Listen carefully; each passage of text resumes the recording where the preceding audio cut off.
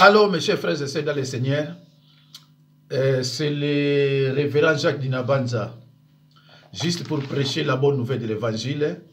Et cette bonne nouvelle de l'Évangile est intitulée « Prenez les 6 armes de Dieu pour résister contre les esprits mauvais qui habitent entre le ciel et la terre. » Mes chers frères et sœurs dans le Seigneur, je parle des 6 armes et non 7. Ephésiens 6, 14 à 17. Il n'y a que 6 armes, il n'y a pas 7. Mes chers frères et sœurs dans le Seigneur, lorsque nous devenons chrétiens, nous sommes automatiquement engagés dans une vaste guerre spirituelle qui implique les cieux et la terre. Frères et sœurs en Christ,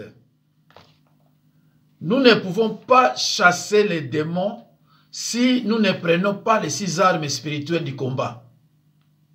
Frères et sœurs en Christ, les démons de haut rang sont à l'œuvre dans le 2e ciel. Les démons de rang inférieur infiltrent notre habitat terrestre. Ils sont dirigés par les démons haut placés à partir du 2e ciel. Je reprends. Frères et sœurs en Christ, les démons de haut rang sont à l'œuvre dans le 2e ciel. Les démons de rang inférieur infiltrent notre habitat terrestre, nos maisons. Ils sont dirigés par les démons haut placés à partir du 2e ciel. Ce que l'apôtre Paul énumère comme les dénominations, les autorités, les princes de ce monde de ténèbres et les esprits méchants dans les lieux célestes. Ephésiens 6, 12. Les démons de rang inférieur fonctionnent dans les domaines terrestres en tant qu'infanterie du royaume de Satan. Ces démons que l'on trouve sur terre sont des esprits désincarnés qui sont capables d'entrer dans le corps humain et d'en sortir. Matthieu 12, 43 à 45. Puis ils cachent leur présence. Plus ils sont forts et enracinés. Leur objectif, c'est de demeurer dans une personne jusqu'à ce qu'elle soit totalement contrôlée et qu'elle accomplisse des actes d'inspiration démoniaque, comme faire du mal, blesser ou détruire d'autres personnes, ou encore de demeurer dans cette personne jusqu'à sa mort. Frères et sœurs en Christ, quand Jésus chassait les démons, il y avait des puissances, manifestations physiques. Les gens se trouvaient projetés à terre par les démons et ils criaient pour proclamer son autorité céleste. Marc 3, 11. Frères et sœurs en Christ bien-aimés, certains démons provoquaient des convulsions dans les personnes avant de les quitter. Marc 9, 20, Marc 9, 26. Ce n'étaient pas des païens, mais des personnes qui faisaient partie du peuple de Dieu et que l'ennemi avait harassé et tourmenté. Bien-aimés en Christ, nous sommes dans le combat spirituel, qui est une bataille que l'on livre à Satan et ses serviteurs par la prière et par l'observance de la parole de Dieu. Le combat spirituel, c'est la bataille que l'on livre à Satan et ses serviteurs par la prière et en mettant la parole de Dieu en pratique. Voilà, c'est ça la définition du combat spirituel. Si nous marchions dans la chair, nous ne combattons pas selon la chair, car les armes avec lesquelles nous combattons ne sont pas charnelles, mais elles sont puissantes par la vertu de Dieu pour renverser des forteresses. Alors, pourquoi les armes ne sont-elles pas charnelles?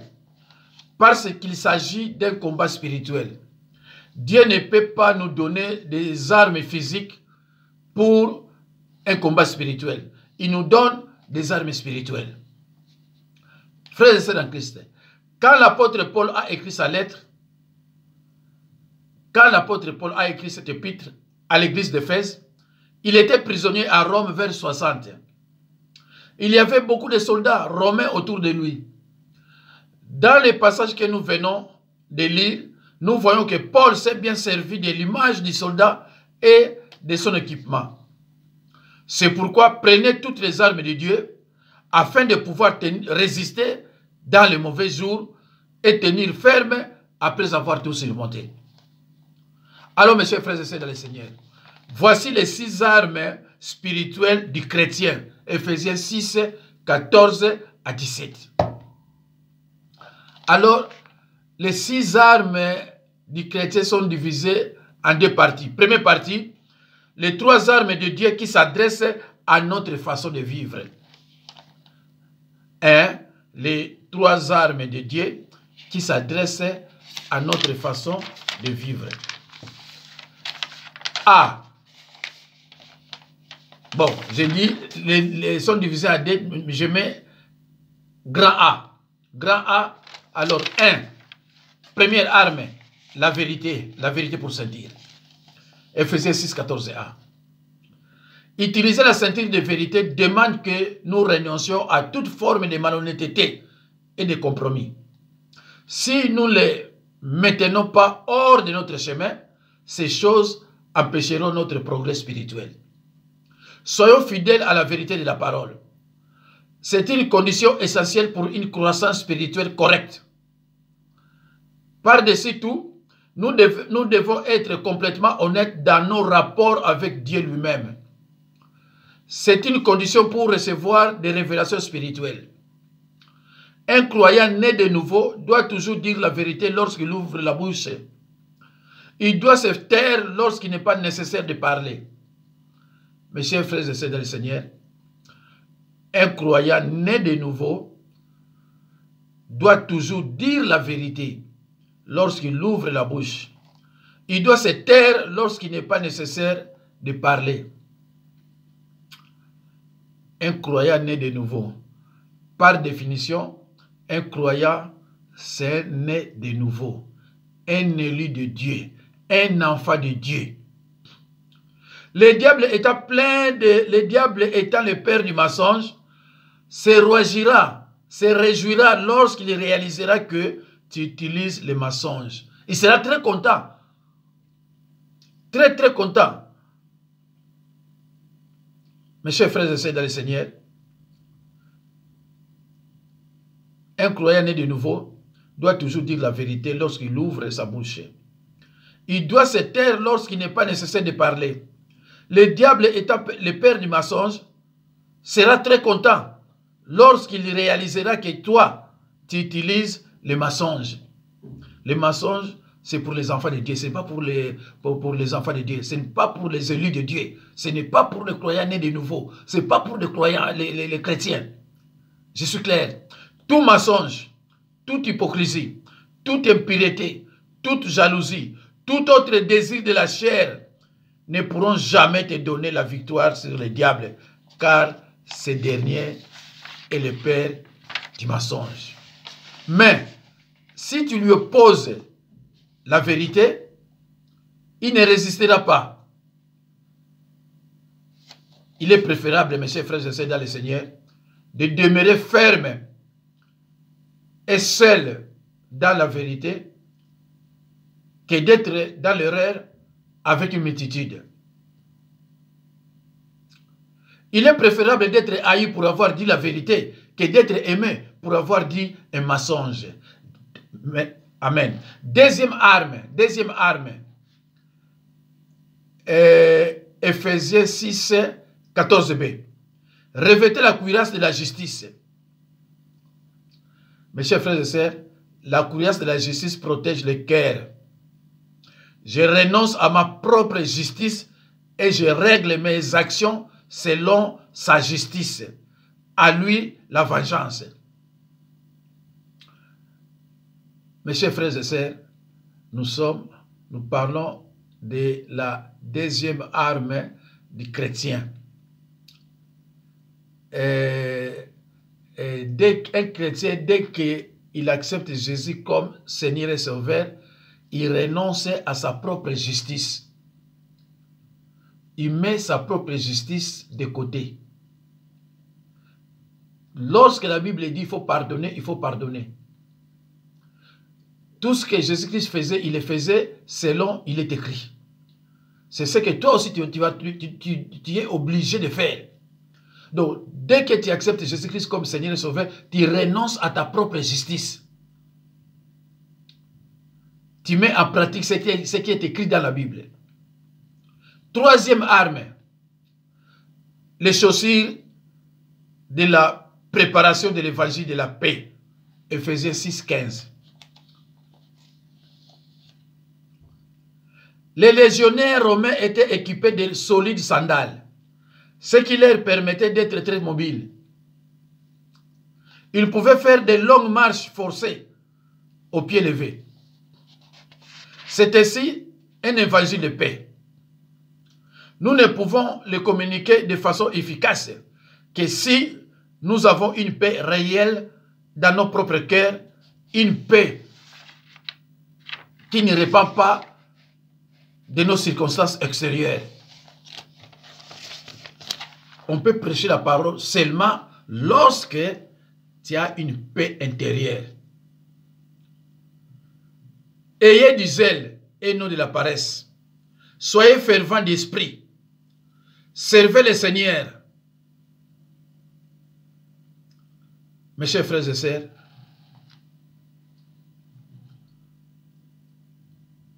Romains 12, 11. Je n'ai pas créé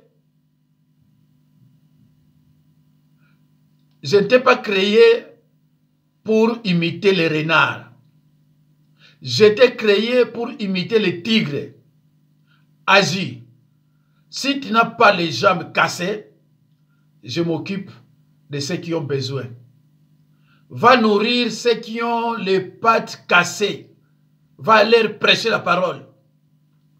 Il ne faut pas être le tigre quand tu es appelé à être un renard.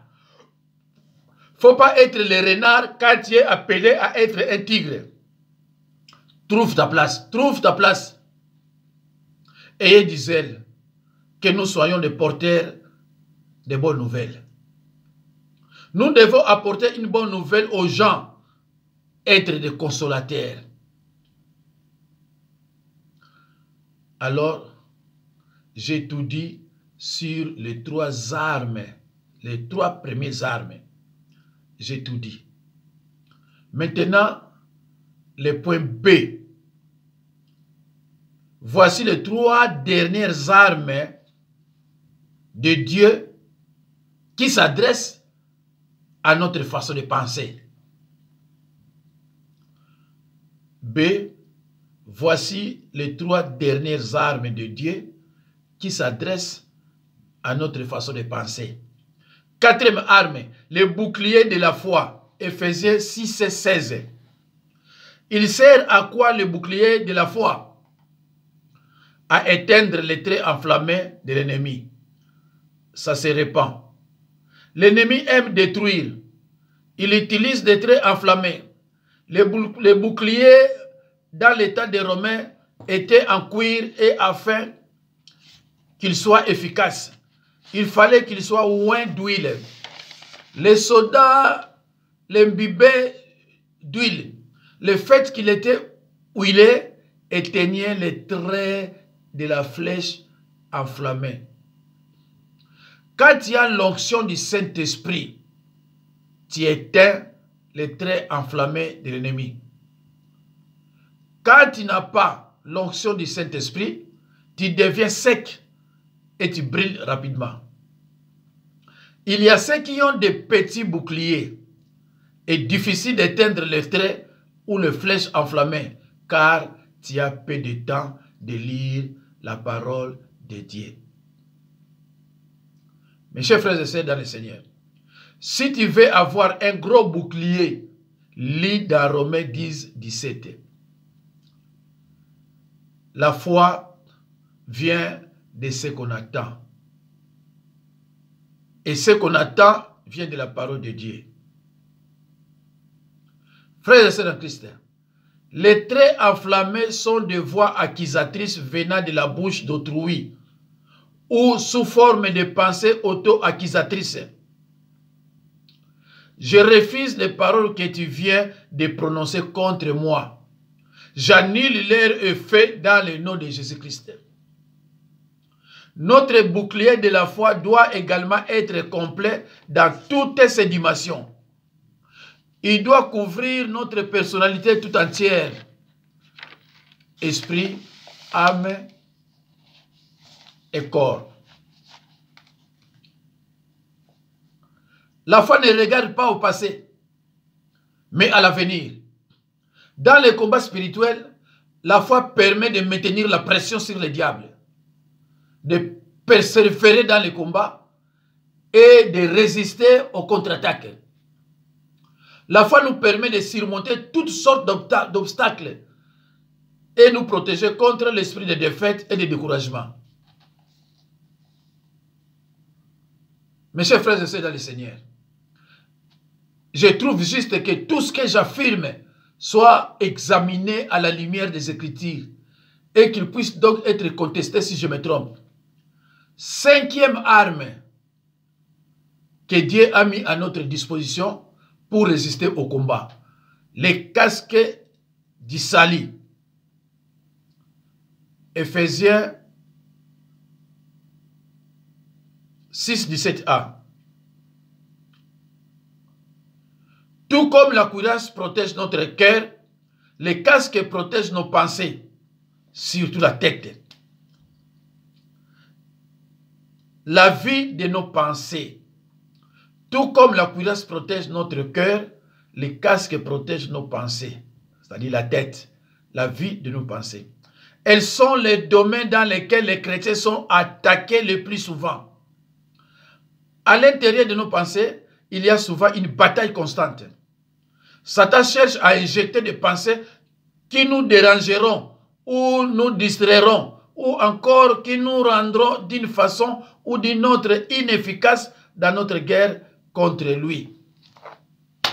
Les casques du salut protègent la tête de tout bombardement de l'ennemi.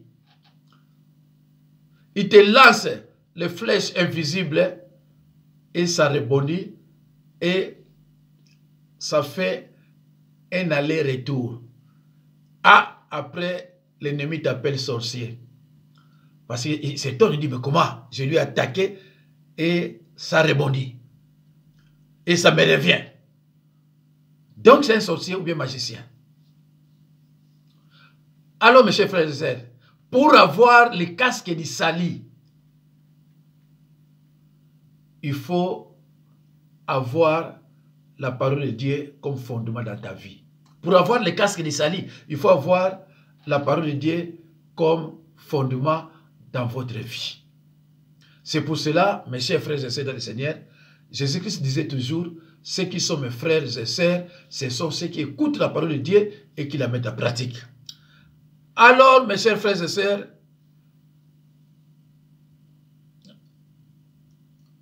tout comme, oui, voilà.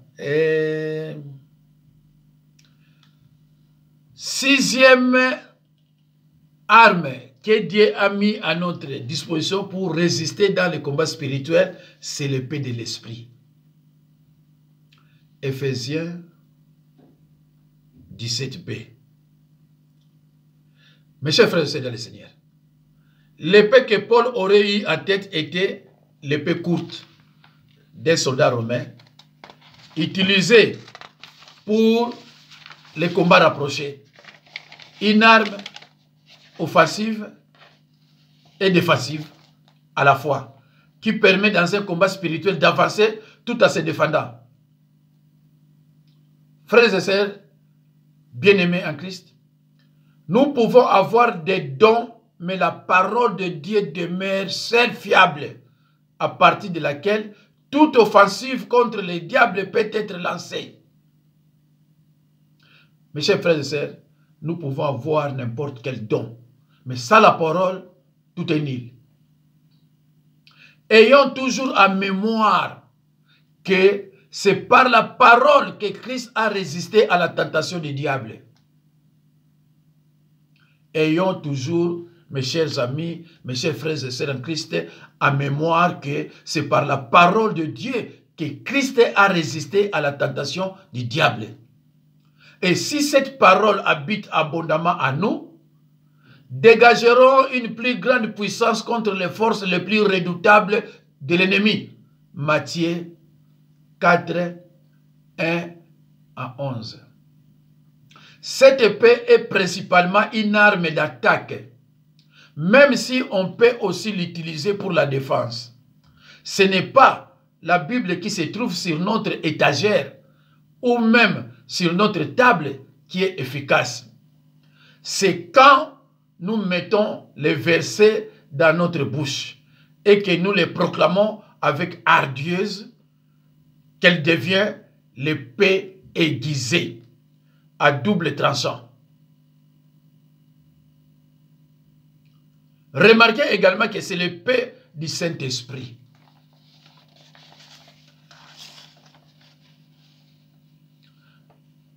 Mes chers frères et sœurs dans le Seigneur, nous pouvons mettre la parole de Dieu dans nos bouches, mais elle ne produira son plein effet que lorsque c'est le Saint-Esprit qui la manie.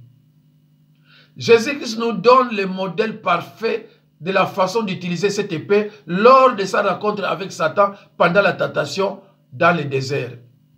3 fois, Satan s'est approché avec une tentation et chaque fois, Jésus l'a repoussé avec la même phrase. Il est écrit, Matthieu 4, 4. Il est écrit, Matthieu 4, 7. Il est écrit, Matthieu 4, 10. Mes chers frères et sœurs, je trouve juste que tout ce que j'affirme soit, n'est-ce pas, examiné à la lumière des Écritures et qu'il puisse donc être contesté si je me trompe. Mes chers frères et sœurs, les Écritures annoncent clairement que le peuple de Dieu souffrira et sera amené à captivité s'il persiste dans l'ignorance et dans le péché.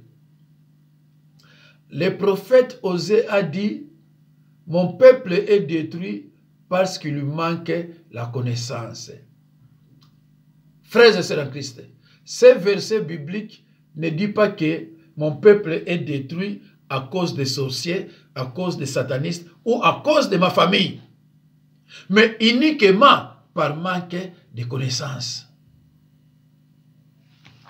Mes chers frères et sœurs dans le Seigneur, nous pouvons... cette épée est principalement une arme d'attaque, même si on peut aussi l'utiliser pour la défense. Ce n'est pas la Bible qui se trouve sur notre étagère ou même sur notre table qui est efficace.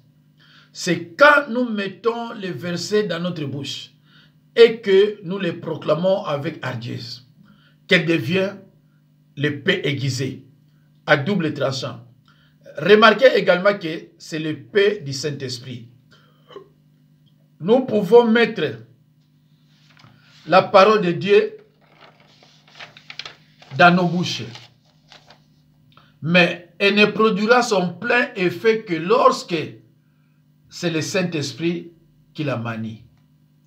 Jésus nous donne le modèle parfait de la façon d'utiliser cette épée lors de la rencontre avec Satan pendant la tentation dans le désert. 3 fois, Satan s'est approché avec une tentation et chaque fois, Jésus l'a repoussé avec la même phrase. Il est écrit, Matthieu 4, 4.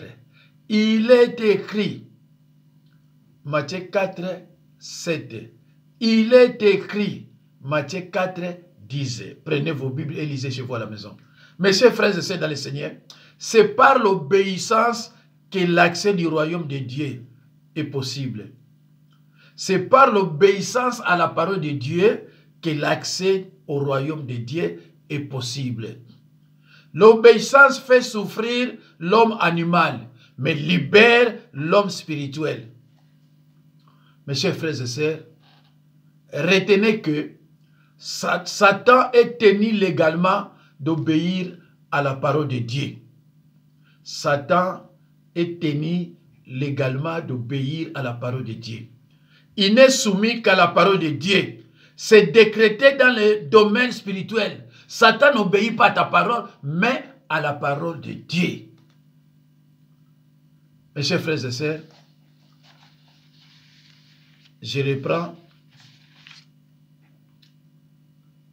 Les Écritures annoncent clairement que le peuple de Dieu souffrira et sera amené en captivité s'il persiste dans l'ignorance et dans le péché. Je le reprends encore 2 fois. Les Écritures annoncent clairement que le peuple de Dieu souffrira et sera amené en captivité s'il persiste dans l'ignorance et dans le péché. Le prophète Osée a bien dit que mon peuple est détruit parce qu'il lui manquait la connaissance. Alors, ce verset biblique, Osée 4:6, ne dit pas que mon peuple est détruit à cause des sorciers satanistes ou ma famille restreinte ou ma famille élargie. Non! Uniquement par manque de connaissances. Voilà. Alors, mes chers frères et sœurs, faites très attention. La prière n'est pas une arme. La prière, je le dis et je le répète, la prière n'est pas une arme. Prier, c'est demander. Demander pour recevoir. La prière n'est pas une arme. Mes chers frères et sœurs, prier, c'est demander. Que Dieu vous bénisse. C'est la fin de cet enseignement intitulé « Prenez les 6 armes de Dieu pour résister contre les esprits mauvais qui habitent entre le ciel et la terre. »